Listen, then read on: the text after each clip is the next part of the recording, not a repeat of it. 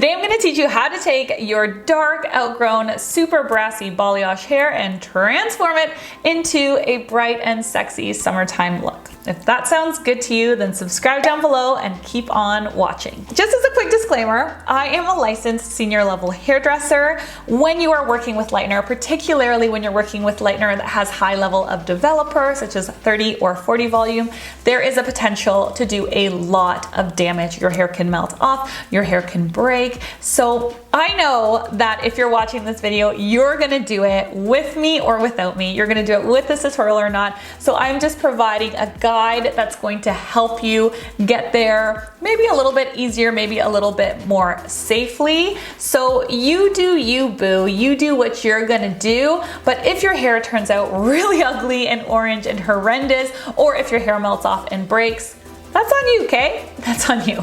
First things first, let me tell you what happened when I was filming this tutorial. I did an amazing before shot to show you how brassy and awful my hair was, so that you could see the transformation between doing these steps and not doing these steps. But of course, I lost that footage. But that's okay, because I film every single week, multiple times a week. So here is the footage that I recently filmed so that you can get a really good depiction of what my hair actually really looked like. I just filmed this video last week and it's how to cover alopecia. If you have just stumbled upon this video, you may not know that I have alopecia. I have some female hair loss. So I was just teaching you guys in that video how to cover it. So don't mind the bald spots. This is the only footage that I have, but you can see that my hair is very, very dark in the roots. It's like a level 3, like almost like a soft black, and it was balayaging into a level 7-8, like a really dark blonde, but that blonde had been really, really, really brassy because I haven't done my hair at all in about 4 months. I haven't touched it, I haven't toned it, I haven't done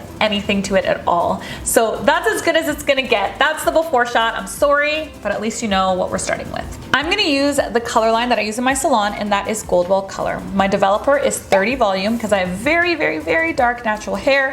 And of course, I'm going to include Olaplex because my hair is extremely fine and breaks very easily, as you know if you've been here for a while. My lightener is called Oxycur Platin. Olaplex is like my personal insurance policy. It will just give me that extra peace of mind that my hair will not break off or will not break off as easily. Tip number 1, start lightening with the areas that you want the brightest or the areas that are the darkest. I want to start with my fringe today because I want to brighten up around my face. Last time I did my balayage, I kept all of the front panels quite dark. I really wanted some darkness around my face. Now I want to do the reverse. So because I want to go from a very dark piece to a very light piece, I'm going to start with that piece first. As you can see, I'm going to leave a tiny little slice of hair out right at the front, and that's because I wear my hair back a lot and I have really dark natural hair. So as soon as my hair starts growing and I have this like harsh blonde right beside the root, when I wear my hair back, it really doesn't look good. It has like a skunk-like effect and it doesn't look blended. So that's what I always like to do when working with really dark hair. Just leave like a little subtle bit of darkness right at the front. It's not going to take away from those light panels, but it's going to look a lot softer when you wear your hair back. I'm going to take another section right behind it and I'm going to do the exact same thing back to back.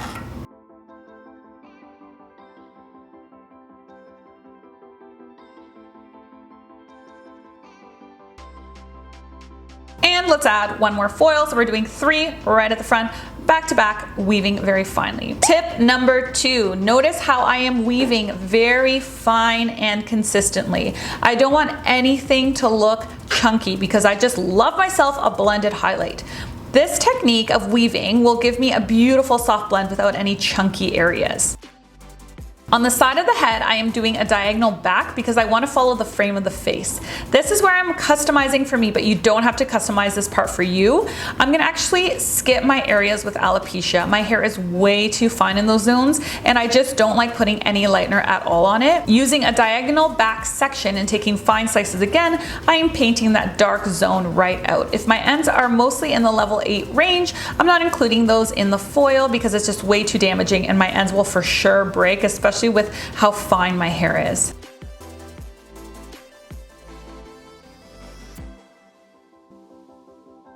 I I'm doing the other diagonal section now on the other side of my head. And that brings me to tip number 3. You want your lightener to process evenly. I am moving from one side of my head to the other side of my head in the same zone because I want those specific areas to have the same level of lightener. You can also achieve this by starting with a lower developer and moving to a higher developer, but I'm pretty quick at foiling, so I just went for it with 30 vol. Again, at your own risk, friends. If you need to start with lower developer, do it. Now that I'm done the diagonal subsection, I am moving on to horizontal subsections through the head, moving up towards a middle part.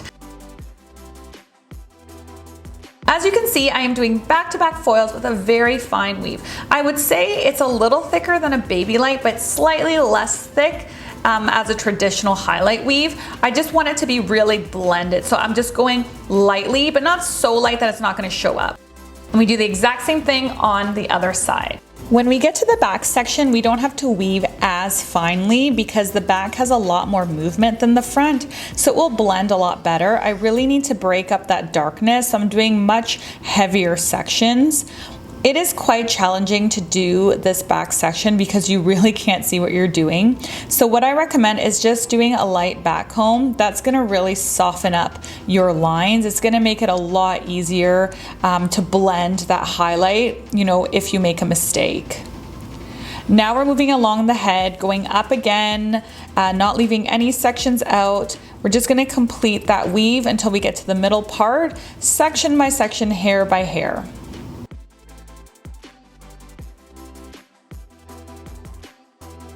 I leave these foils for about 35 to 40 minutes because my hair is really dark. I just make sure to keep checking that front panel because I don't want any over processing to happen or any damage to happen. This is what the foils look like when they are all completed on your head. All right, so now I have shampooed my hair and towel dried it and we're left with this. It's not bad actually, considering it's not toned. Now what I'm gonna do is mix my toner colors. I'm going to give myself a shadow root. And that brings me to tip number 4. A shadow root is when you paint over the highlights with your root color in a demi and you blend your highlights into your root, so there's no harsh demarcation. It also gives you a really ultra modern, like lived-in vibe. As you can see, I'm going through my entire head where I painted highlights, and I'm using Goldwell CoverPlus, which is still a demi but has a stronger pigment, and it's in color 5NN.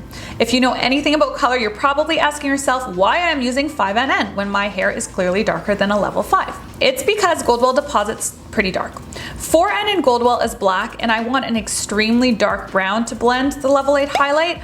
I don't want it to be black. That's just a little too harsh for me.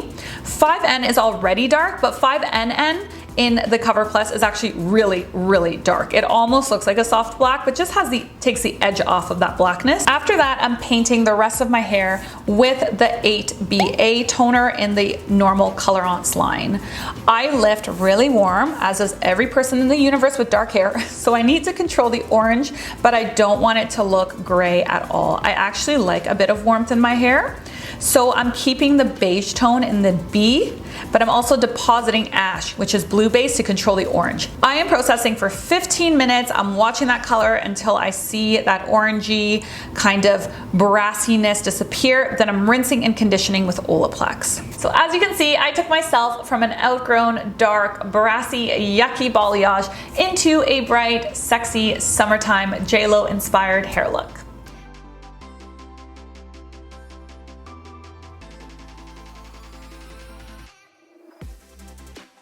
If you want to see how I got this bomb, beautiful, huge blowout from home, then please subscribe to the channel because that video will be released this coming Monday. Thank you so much for watching. If you want to see more videos, then click on this one next. As always, I love you. Bye.